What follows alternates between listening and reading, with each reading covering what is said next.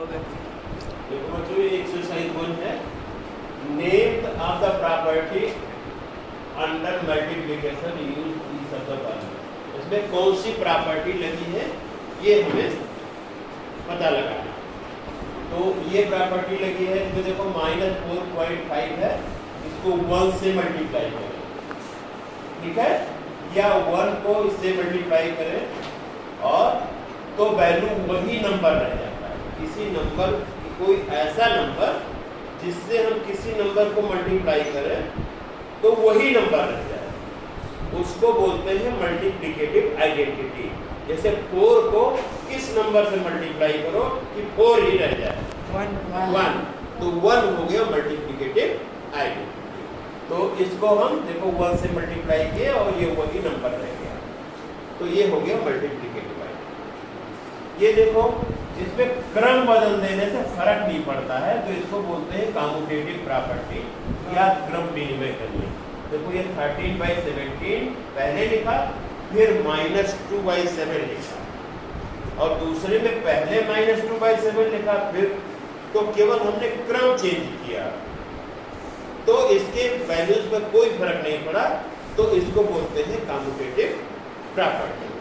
ठीक है, आ जाइए तीसरे में। देखिए अगर हम किसी नंबर को उसके रेसिप्रोकल से किसी नंबर को ऐसा मल्टीप्लाई करते, कोई नंबर जैसे हमने, और उसमें कोई दूसरा नंबर इस तरह से मल्टीप्लाई करें कि मल्टीप्लिकेटिव आइडेंटिटी आ जाए, 1 आ जाए, तो उसको हम बोलते हैं मल्टीप्लिकेटिव इनवर्स।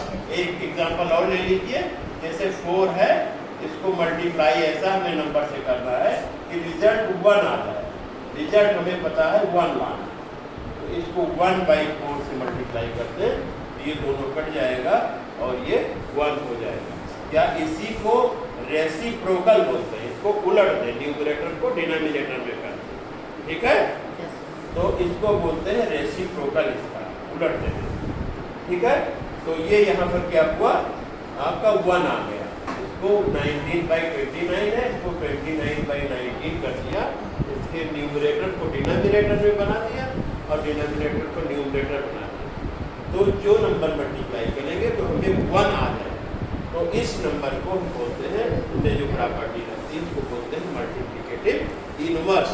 यहाँ पर इनवर्स शब्द, ठीक है, न्यूमरेटर को अगर हम डिनोमिनेटर में बदल दें और डिनोमिनेटर को न्यूमरेटर में आपस में इंटरचेंज कर दें तो जो नंबर मिलता है वो इनवर्स कहलाता है। तो ये इनवर्स हो गया। जब कभी भी हम 3 नंबर्स लेते थे, देखो 3 रेशनल नंबर है, 1, ये 2 और ये 3, इसमें तीनों को ऑर्डर बदल करके मल्टीप्लाई करें, तो देखो लास्ट 2 को ऑर्डर हमने बदल दिया। पहले इसमें क्या किया था कि लास्ट वाले 2 मल्टीप्लाई करके ये फर्स्ट को मल्टीप्लाई, उसमें फर्स्ट दोनों को मल्टीप्लाई करके तीसरे को किया।